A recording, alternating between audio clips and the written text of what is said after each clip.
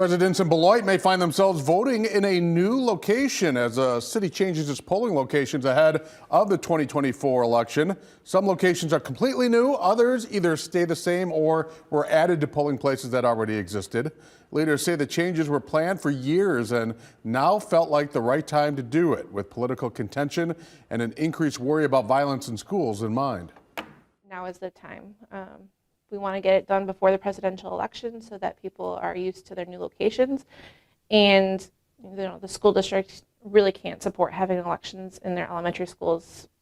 We can't have people having open access to kids. It's just, in this day and age, it's just not appropriate anymore.